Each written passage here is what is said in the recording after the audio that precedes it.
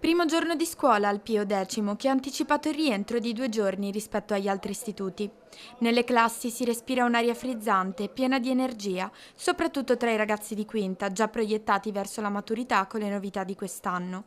Colloquio orale obbligatorio, 4 materie d'esame e commissioni più snelle. Penso che sia una cosa molto più tranquilla e serena e che sia meglio così in modo da poterci concentrare di più su quelle materie che verranno decise a gennaio. Un modo per i ragazzi per viversela meglio e per avere insomma un anno più sereno. Penso che sia anche meno stressante e quindi anche più semplice secondo me. Intanto i professori attendono chiarimenti. Mi piace molto l'idea di dare più spazio alla persona, perché se non ho capito male l'orale dovrebbe proprio partire dalle esperienze personali degli studenti. Non sono molto d'accordo con l'annuncio di sole 4 materie a gennaio, perché questo vuol dire che gli studenti fisiologicamente si concentreranno solo su quelle 4 materie e diventa poi difficile per chi non fa parte di quelle 4 materie tenere la classe, però ancora devono darci delle informazioni più precise. Speriamo di avere presto informazioni precise anche per poterci organizzare, perché comunque al momento i programmi della quinta sono tutti indirizzati all'interdisciplinarietà.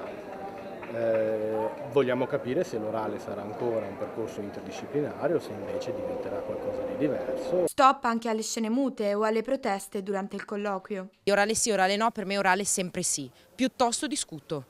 Allora piuttosto uso l'orale come forma di discussione con la commissione per dire quello che io penso, però secondo me orale sì, anche per rispetto del proprio percorso. Lezioni senza smartphone già dal primo giorno, i telefoni vengono lasciati negli armadietti appena arrivati a scuola, ma il riscontro da parte degli studenti nel complesso è positivo. Se qualcuno trasgredisce ovviamente ci sono delle sanzioni che hanno il ritiro dello smartphone, che viene poi consegnato in portineria, può essere ritirato dai genitori solo il giorno successivo e ovviamente nota disciplinare. Io non sono una contraria all'uso dello smartphone se serve a noi per l'attività, quindi può essere che si dica andiamo a prendere gli smartphone e li usiamo.